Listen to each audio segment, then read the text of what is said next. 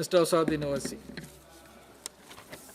Sir, आपका बेहद शुक्रिया कि आपने 3 मिनट में बोलने वालों को इंटेलिजेंट कहा, और ज़्यादा बोलने वालों को आप क्या कहेंगे, आप बोल दीजिए चेयर पे, तो अच्छा रहेगा। नहीं, मैं बोल देता हूँ अभी।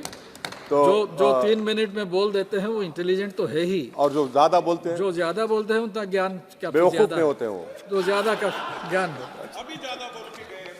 सर, आपने मुझे बोलने का मौका दिया। सर, मैं पहले ये बात वाज़ेह कर देना चाहता हूँ कि मैं इंडिया में नहीं हूँ मगर वतन अजीज़ का हूँ, और मेरा मामला ऐसा है कि मैं अब लाइन ऑफ एक्शन पर हूँ। भारत की राजनीति में अगर कोई लाइन ऑफ एक्शन पर है तो मैं हूँ। सर, मेरे चंद सवालात हैं जो मैं उम्मीद करता हूँ कि हमारे मोहतरमा वज़ीर साहिबा जब जवाब देंगे, इसका जवाब, मेरे सवाल का जवाब देंगे। यूपीए में जीडीपी ग्रोथ था 6.8 एवरेज। नरेंद्र मोदी की सरकार में जीडीपी ग्रोथ हो गया 5.9 एवरेज। इसका जिम्मेदार चीन है या पाकिस्तान है, बता दीजिए। Fiscal deficit as percentage of GDP, sir, वो था 4.7 यूपीए के टाइम पर। नरेंद्र मोदी की सरकार में हो गया 5.1 एवरेज। इसका जिम्मेदार कौन है? हाँ, पाकिस्तान है। सही कह रहे हैं आप। मान लिया आपके अकल की तारीफ करता हूँ।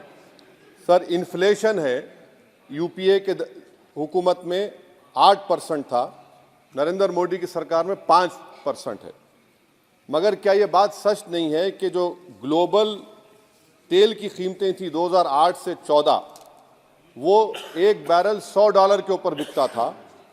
अब 2015 से 2021 तक एक बैरल ऑयल $55 से $70 के दरमियान में था।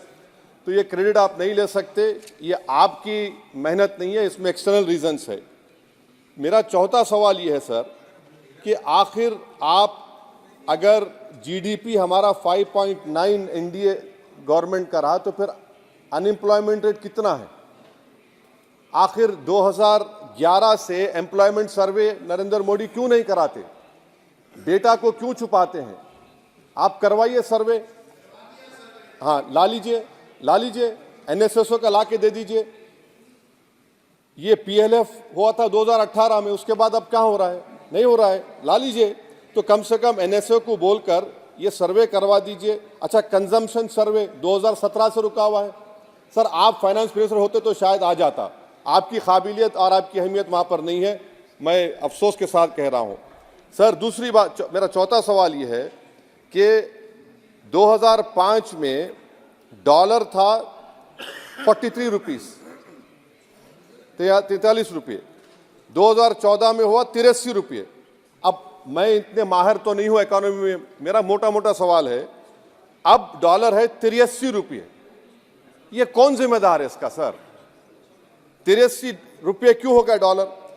माने नेट इंक्रीज जो है वो 23 रुपये का है। तो अब ये डिमांड इतना डॉलर का क्यों है? इसका जिम्मेदार कौन है? इसका जवाब शायद मोहतरमा देंगी। अच्छा सर, आप देखिए, फॉरेन करेंसी रिजर्व्स बोलते हैं 2011 में, बिल्कुल सही है, 294 बिलियन डॉलर था। 2013 तक वो 256 बिलियन हो गया। अब मैं व्हाइट पेपर आप पढ़ेंगे, new channel open by RBI. Number क्या है भाई? नंबर तो बता दीजिए। New channel open by RBI, number ही नहीं मालूम होता है। अच्छा सर, एक और सवाल मेरा है, हेल्थ एक्सपेंडिचर फ्रॉम पॉकेट, ठीक है, 2005 में 69% था, 2014 में 64.2 हो गया। तो अब का नंबर क्या है बताइए ना। आपके दौर में क्या नंबर है? वो नंबर नहीं बता, मेडिकल कॉलेज खोल दिए। नंबर क्या है खर्चे का? तो ये जो व्हाइट पेपर है, एटलीस्ट 2020 का डेटा दे दो आप। ये व्हाइट पेपर सर मोर रेटरिक है देन सब्सटेंस। डिमोनेटाइजेशन की बात ही नहीं कर रहे। डिमोनेटाइजेशन तो बर्बाद कर दिया देश के गरीबों को, इसका जिक्र ही नहीं करेंगे। वो तो मास्टर स्ट्रोक था आपका, मगर बर्बाद हो गए। सर, मैं कंक्लूजन में, क्योंकि आपने अक्लमंद कहा है मुझे कम टाइम में बोलने वालों को, तो मैं सरकार से आपके जरिए से मुतालबा करता हूं कि एक व्हाइट पेपर ये निकालिए कि 2014 में 1 लाख के मॉब लिंचिंग से 2024 तक कितने मुसलमानों का मॉब लिंचिंग हुआ। कितने घर बुलडोजर तोड़े गए। सर मैं खत्म कर रहा हूं, सर खत्म कर रहा हूं। और साथ ही साथ आप एक व्हाइट पेपर जारी कर दीजिए कि चीन 2000 स्क्वायर किलोमीटर पर कब्जा करके बैठा है या नहीं है, डेप्सांग डेमचॉक हमारे पास है या नहीं है। और आखिर में यूपीए के वक्त में माइनॉरिटीज बजट में फ्री कोचिंग था, आपने बंद कर दिया। मौलाना आजाद फाउंडेशन आपने बंद कर दिया। मौलाना आजाद फेलोशिप आपने बंद कर दिया। फाउंडेशन तो 9, 10, 12 माइनॉरिटीज के बच्चों को स्कॉलरशिप मिलते थे। प्री मैट्रिक स्कॉलरशिप आपने 9th क्लास से उसको रेस्ट्रिक्ट कर दिया। हो गया ये सर मैं खत्म कर रहा हूं सर। तो मदरसा एजुकेशन आपने खत्म कर दिया। ये क्यों किया आपने भाई?